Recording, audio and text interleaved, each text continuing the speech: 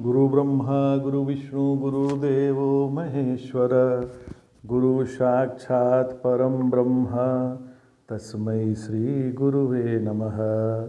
सदाशिवसमारम्भां शङ्कराचार्यमध्यमाम् अस्मदाचार्यपर्यन्तां वन्दे गुरुपरम्पराम्। ओम श्री गुरुभ्यो नमः। ओम श्री परमात्मने नमः। हम लोग श्री गुरुदेव द्वारा लिखित नारी में छिपी ममता का अध्ययन कर रहे हैं।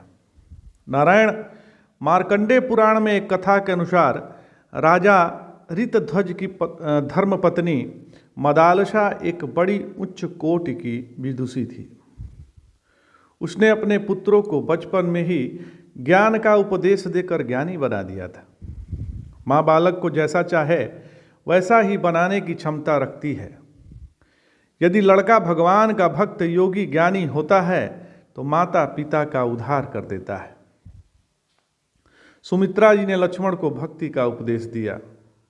मैनावती ने गोपी चंद को योग का उपदेश दिलाया और मदालसा ने अपने पुत्रों को ज्ञान का उपदेश देकर उन्हें ज्ञानी बना दिया। इससे वे सभी माताएं स्वयं उत्तम गति को प्राप्त हुई।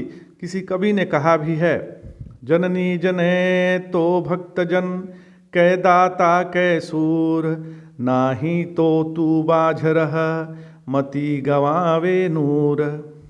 अर्थात हे जननी, तू पुत्र पैदा करे तो ध्रुव, प्रहलाद, अम्बरीश आदि जैसे भक्त पैदा कर, अथवा शिवी दधीची आदि की तरह दाता पैदा कर। यदि ऐसा नहीं करती तो तू बाझ ही रह, बालक पैदा करके अपना रूप ही क्यों गंवाती है।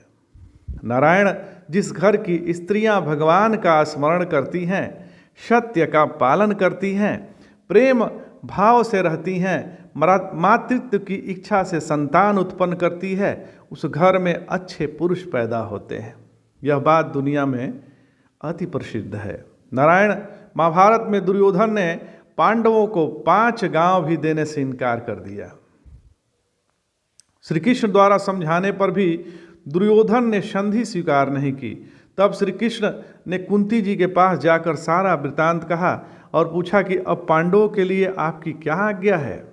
इस पर पांडवों की माँ कुंती जी ने कहा कि हे केशव, तुम मेरी ओर से राजा युधिष्ठिर से कहना कि बेटा, क्षत्रियों को प्रजापति ब्रह्मा ने अपनी भुजाओं से उत्पन्न किया है, अतः तुम्हें अपने बाहुबल से ही अपना राज लेकर प्रजा का धर्मयुक्त पालन करना चाहिए। यही तुम्हारा धर्म है। कुंती जी ने आगे कहा कि हे केशव, तुम अर्जुन से कहना कि तेरा जन्म होने के समय मेरे लिए यह आकाशवाणी हुई थी कि कुंती, तेरा यह पुत्र इंद्र के समान बलवान होगा। यह भीमसेन के साथ रहकर युद्ध में आए हुए सभी कौरवों को जीत लेगा और अपने शत्रुओं को व्याकुल कर देगा। यह सारी पृथ्वी को अपना अधीन कर लेगा और इसका यश स्वर्ग लोक तक फैल जाएगा। श्री कृष्ण की सहायता से यह सारे कौरवों को संग्राम में मारकर अपने खोए हुए पैतृक राज्य को प्राप्त करेगा। फिर अपने भाइयों के साथ 3 अश्वमेघ यज्ञ करेगा।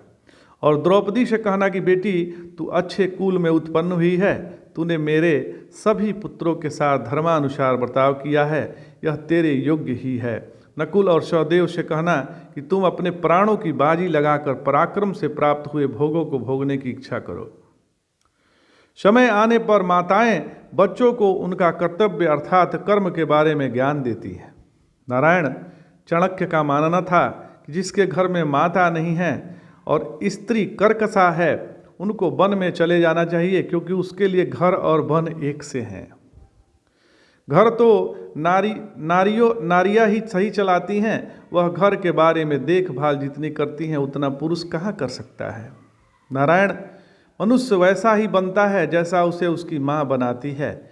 माँ के दिए हुए संस्कारों से पुरुष वृद्ध हो जाने पर भी उनसे बंधा होता है। वे संस्कार आयु पर्यंत साथ चलकर मनुष्य के जीवन को संचालित करते हैं। ऐतिहासिक तथा धार्मिक ग्रंथों में नारी और मातृत्व की अनूठी गरिमा प्रदान की गई है। भारतीय परिवेश में रची बसी माताओं को गरिमा प्रदान करने वाले आचार्य शंकर, स्वामी रामकृष्ण परमहंस, छत्रपति शिवाजी, राणा प्रताप, सरदार भगत सिंह जैसे अनेक सपूतों की गाथाओं से इतिहास भरा पड़ा है। चक्रवर्ती सम्राट भरत की शौर्य गाथा माँ शकुंतला की ही देन है। ऋषि के आश्रम में रहकर व्यथित माता जानकी लव कुश जैसे वीर बालकों को जन्म देकर सदा सर्वदा के लिए अमर हो गई। माता देवकी और यशोदा के त्याग के कारण कन्हैया की लीला सार्थक हुई। नारायण बालक के लिए अपनी अधीनता की अपेक्षा माँ की अधीनता ज़्यादा श्रेष्ठ है, क्योंकि माँ की अधीनता में बालक का जितना हित है उतना अपनी अधीनता में नहीं है। माँ की अधीनता में अपने पर कोई जिम्मेवारी न होने से बालक निश्चिंत रहता है। माँ उसका जितना ख्याल रखती है उतना वह अपना ख्याल नहीं रख सकता। रामचरितमानस के अरण्य कांड में आता है, सुनु मुनि तो ही कहूँ सहरोसा, भजहि जे मोहि तजी सकल भरोसा, करऊँ सदा तिन्ह के रखवारी, जिमि बालक राखई महतारी, यह शिशु बच्च अनल अहिधाई, तह राखई जननी अरगाई। अर्थात हे मुनि सुनो, मैं तुम्हें हर्ष के साथ कहता हूँ कि जो समस्त आशा भरोसा छोड़कर केवल मुझको ही भजते हैं, मैं सदा उनकी रखवाली करता हूँ। जैसी माता बालक की रक्षा करती है, छोटा बच्चा जब दौड़कर आग और सांप को पकड़ने जाता है तो वहाँ माता अपने हाथों से अलग करके बचा लेती है। माँ बच्चे की ईश्वर की तरह देखभाल करती है। बच्चे के लिए तो माँ से बढ़कर कोई तीर्थ या भगवान ही नहीं है। तो आज इतना ही महाराज। जय जय शंकर, हर हर शंकर, नमामि शंकर, भजामि शंकर। नमः पार्वती पतये, हर हर महादेव।